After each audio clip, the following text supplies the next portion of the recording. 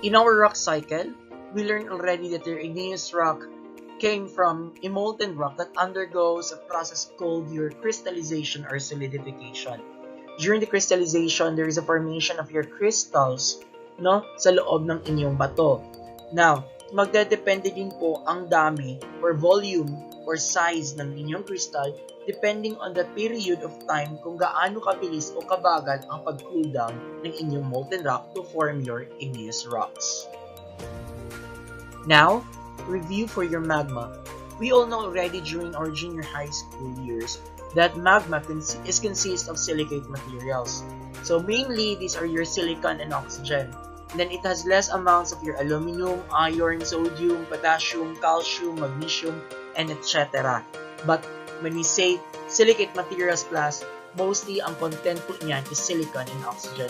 Please remember this part of our lesson kasi po babalikan po natin ito as we talk about the dark and light silicate material or content or component rather ng inyong igneous rock to give us what specific type of rock siya in terms of its chemical composition. There are many ways to classify your igneous rock. Pwede natin siya classify according to its texture, to its location, sa crystal size niya, and also with the chemical composition of your igneous rocks. First, let's classify your igneous rock according to its location, kung saan nakikita o matatagpuan po ang inyong mga bato. In terms of your location class, there are only two types of igneous rocks po. It can be extrusive or volcanic, intrusive, or plutonic. Extrusive po, exit, meaning sa labas. Nasa labas po ng lupa o nasa ibabaw po ng surface ng ating planet Earth or the crust. So therefore, lahat ng mga igneous rock na nakikita po natin at the top of the surface of the planet Earth, we call that one is your extrusive or volcanic rock or igneous rock. The intrusive naman, intrusive, inside, nasa ilalim po ng lupa.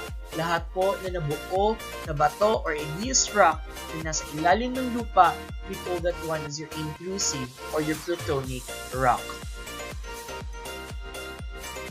Your extrusive rock are also known as volcanic rock. Volcanic po dahil po galing po ito sa pangalan ng inyong Roman god fire na si Vulcan. No? The molten rocks solidifies at the Earth's surface. This is abundant in Western America, including the volcanic cones of Cascade Range and the extensive lava flows of Columbia Plateau and also your Hawaiian Island. Basta maraming volcanoes class, marami po kayong makikitang mga extrusive type of igneous rocks. The other one is the intrusive. Sabi ko nga kanina, inside, sa ilalim, sa loob, sa ilalim ng lupa. Or we call that one as your plutonic. Bakit plutonic ang other term niya? Sir, galing naman po ito sa pangalan ng inyong god of the lower world in classical mythology na si Pluto.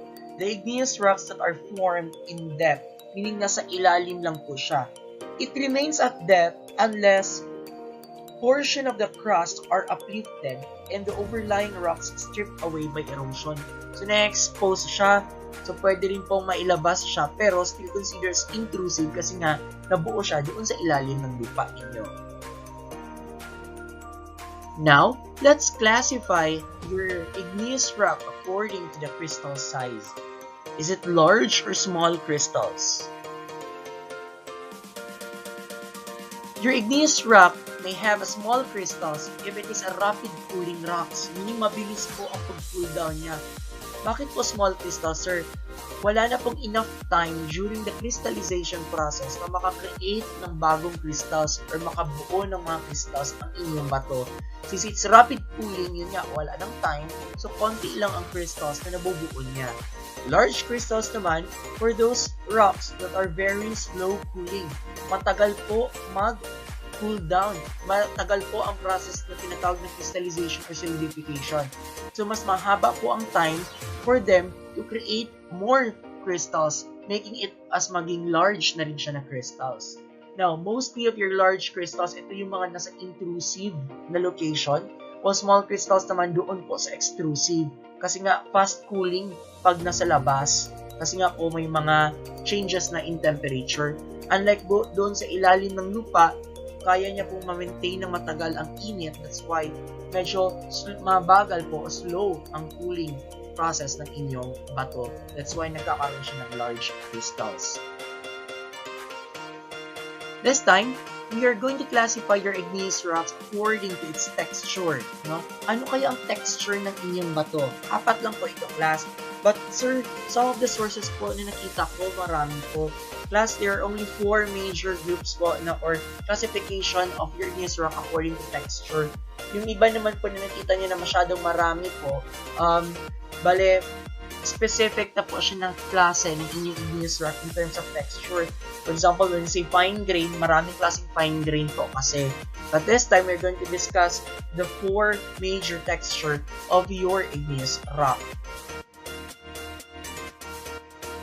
Since we are talking about rocks right now, tapos, when you say rocks, matigas siya. Astig ang dating niya. Ayan. So, gagawa po tayo ng story ngayon kung saan mas mapadali po natin matatandaan yung mga classification of your igneous rock according to its texture. Anong teleserye po sa ABS-CBN na favorite po ng lahat?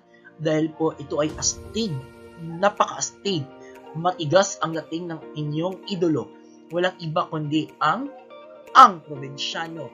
Now, sa ang Probinsyano noon at ngayon, compare po natin. Noon, sino po ang bida ng ang Probinsyano? Walang iba kundi si FPG, not J. FPG, walang pakialaman class, no? FPG. At ang bida naman ngayon, at present, walang iba kundi si Coco Martin. Very good. It's not Cardo Dalisay ha, kasi si FPJ and Coco Martin, ang ginampanan po na role, Cardo Dalisay po. Ayan, okay? Si Cardo Dalisay po lahat. Ayan. Okay? Now, huwag kalimutan po ang ating mnemonics natin, your FCPG or FPGC. Okay? Sino ang bida ng probinsyano noon? FPG. How about ngayon? Si Coco Martin. Ayan. So, FCPG.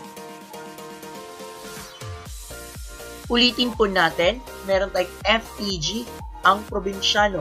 At ang bida ngayon ay si Coco Martin. Both of them, Cardo Dalisay ang kanilang karakter. Now, ano po yung F natin sa texture, sir? Fine grain. C for coarse grain. P for porphyritic. And G for glassy. These are the 4 different textures po of your igneous rocks. The first one is your fine grain. Pangalan pa lang po niya. It's a fine grain. So, pino po ang grano ng batong ito. The igneous rocks that form at the surface or as small masses within the upper crust. So, bakit po naging fine po? Bakit naging fine grain ang batong ito? Remember, class, it is located above or the upper part of your crust or above the surface. So, is it a fast cooling or slow cooling? Fast cooling. More crystals or less crystals? Less crystals. Konti lang po ang crystals natin dito. And now, and because of that, wala kayo ma-feel na grains, ani na bato. So, it's fine grain. Next one, class. Your coarse grained igneous rock. This is when magma solidify far below the surface. Nasa ilalim po ng lupa siya nag-solidify or nag-undergo ng crystallization. From the names of coarse grain, hindi smooth, hindi rin fine ang kanyang grano. So, na siya mga bukol-bukol, kumbaga. So, dag po ang iyahang grains, no? Bakit po, sir? Again, it solidifies below the surface. Is it a fast cooling or slow cooling? Slow cooling. Pag slow cooling, small crystals or large crystals? Large crystals. Mas maraming time siya na makabuo ng maraming crystals. That is why rough siya in terms of hawakan niyo po ang texture ng batong ito. Kasi nga po, meron siyang mga grano na malalal na medyo malaki. Ayan. Nabulol patuloy si Sir, no? Na medyo malaki. I won't redo the editing na or the recording kasi nakakapagod. Ayan, okay? So, coarse grain siya ha. Ayan po, maraming crystals. That's why it's rough. Kung hahawakan niyo po siya, ma-feel ninyo ang mga grano, mura siyang mga pebbles or your mga bugas ninyo, basta na siyang mga butoy-butoy. Ayan. So, mukha sa term ng butoy-butoy, oy. Proceed. The third one, we call that one as your porphyritic. Rocks where larger crystals are embedded in small crystals. Now, class, as you can see in our image, it is a combination of your fine grain and coarse grain. Ayan, okay? A combination of your fine grain and coarse grain texture type of your igneous rock. Now, class, kanina sabi natin that your fine grain, nakikita po ang location niya sa labas, or we call that one as your extrusive or volcanic. Tapos, sabi naman natin kanina, yung coarse grain naman po, nasa ilalim ng lupa. So, therefore, saan ang location niya? Under po siya sa intrusive or plutonic. Now, class, saan naman po makikita si porphyritic? Your porphyritic, again, combination po ng fine and coarse grain. Asa kaya siya makita, class? Ang porphyritic. What location? Extrusive or intrusive? Volcanic or plutonic? The answer is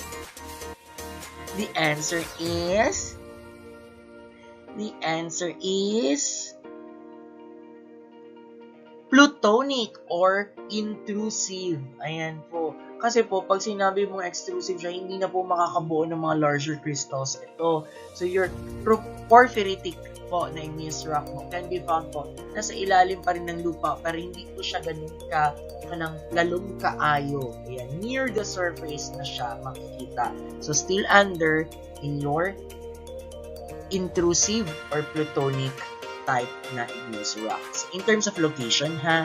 Ayan.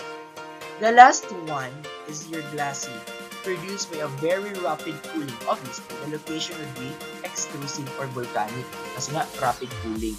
So, sobrang bilis, hindi na talaga masyado nakagawa o nakakreate ng crystals. That is why shiny masyado ang inyong bato. No? Makita niyo parang glass talaga ang kanyang texture. That is why nabilang siya sa glassy.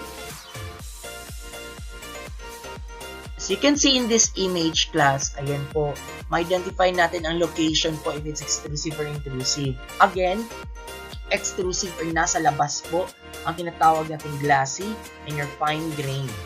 Next, your porphyritic naman and coarse grain, nasa ilalim po ng lupa. So, location niya po, intrusive or plutonic. Next class, you're going to classify your igneous rock according to mineral composition. But before tayo mag-proceed sa mineral composition, we should learn first the two major group of silicate. The two major group of silicate, we have this dark silicate and light silicate. When we say dark silicate, it is rich in iron and or magnesium. Pag may iron and magnesium, class, dark silicate. And at the same time, pag masyadong mababa ang level ng inyong silicon content or silica content, dark silicate po siya. Pag masyado namang mataas ang silica content, too much silica, what will be the color? It will be light. It has also great amounts of your potassium, sodium, and calcium. Now, sir, paano po namin ito ma-remember? Napakadali lang po, class. Mnemonics na naman po ang gagamitin natin. Again, isa lang po ang basahin natin. Si dark na lang po para mas mabilis. Pag sinabi mong dim, madilim po ba? Opo, madilim pag it's dim. No? So, dim, D-I-M, dark, iron, magnesium. If merong iron, dark silicate. If merong magnesium, dark silicate. If mababa ang silica content, dark silicate. The rest naman po, napupunta na po sa light silicate. Ayan, madali lang po ba? Of course, madali lang. Let's continue with your classification of igneous rock according to mineral composition. Kaso huwag kalimutan po yung dark and light, ha, kasi po, yun po makakatulong sa atin to identify what type of your igneous rock siya napupunta according to mineral composition.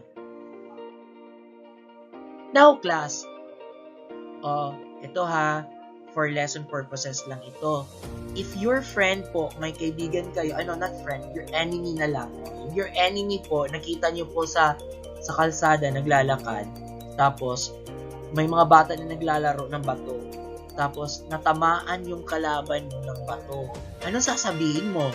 Like for example, ito si Krillin, naigo niya ang bato si Goku, tapos hate niyo si Goku. So, ang sama niyo kay Goku? Ha? Ano sa to? Nirise, gaba. Ay, ayun. Ang gagamitin natin na term doon is gabo. Okay, say it again. Gabo. Say it again. Gabo. Ayan po. In terms for your mineral composition, huwag kalimutan po ang gabo. Say it again. Very good. G for granitic. A for andesitic. B for basaltic. And U for ultramafic. These are the 4 different types of igneous rock according to mineral composition. Granitic, andesitic, basaltic, and ultramafic. Now, for your granitic is also known as your felsic rocks. Again, huwag kalimutan that your granitic is also known as your felsic rocks. It is rich in silica. Ayun. Sabi nga natin kanina, pag mataas ang silica level niya, dark or light? It's light. Very good. Now, since it's light, look at the image or the example of your granitic na rock. Light ba ang color niya?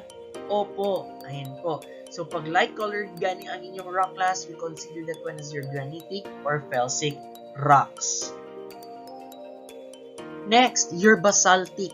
Your basaltic is also known as your mafic rocks. Mafic rocks, rich in dark silicate materials. Ayan. Minerals pala. Rich in dark silicate minerals. So, darker because meron siyang iron. Ito ba yung component or content ng isang dark silicate material or mineral? Opo, your iron and your magnesium. Now, in your mafic or basaltic class, meron siyang iron. Is it dark or light? Dark, very good. Obvious naman po sa image natin that the color of your basaltic rock or mafic rock is dark in color because of its mineral composition na konti lang po ang kanyang silica content. At the same time, meron siyang iron. The third one is your andesitic. Ito naman tinatawag din natin intermediate rocks. Your andesitic is your intermediate rocks. Rocks with the composition of your granitic and basaltic rocks. Combination po ng inyong granitic and basaltic or your felsic and your mafic combination. That is why nakita niyo po sa image natin may dark and light colored po na part ng inyong bato. So again, when you say andesitic or intermediate, combination po siya ng granitic and basaltic. The last one class is your ultramafic. Sabi natin kanina yung mafic is also known as your basaltic. Anong color niya? Is it dark or light?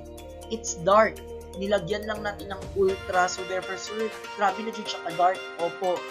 Mostly kasi it is composed of your dark colored minerals, your olivine and pyroxene. That is why masyado na pong dark pagdating sa ultramafic. Ayan. Okay, we're done with your mineral composition class ha. Review po natin yung composition natin. Gabo, G4, granitic or your felsic rocks. Is it dark or light? Light. Good. Next, A4, andesitic. Andesitic or your intermediate rocks. Your andesitic rocks or intermediate rocks class is a combination of your granitic and mafic. So may white and black or dark and light na combination siya. The third one is your B, basaltic or your mafic rocks. Dark ba ang color niya? Opo, low in silica content. At the same time, may mga iron content po and magnesium. And then the last one naman po is ultramafic, your U. Ultramafic, masyado na pong dark, composed of your pyroxene. Ayan po. Napaka-dark na po ng inyong color pagdating sa ultramafic rocks. Now class, as you can observe po sa klase natin, wala po masyadong naibigay si sir na example ng mga bato. because I will be giving you a performance task, individual performance task, or a laboratory activity wherein kayo po ang mag-identify kung saan na-belong yung certain rock na ito. You're going to classify it according to its crystal content or crystal size, the texture, and at the same time, the mineral composition of your igneous rock. I will be posting your laboratory activities soon within this week or early of next week. So on the succeeding days, we are going to discuss about your sedimentary rock and your metamorphic rock. That's all for today. Thank you and have a great day, everyone.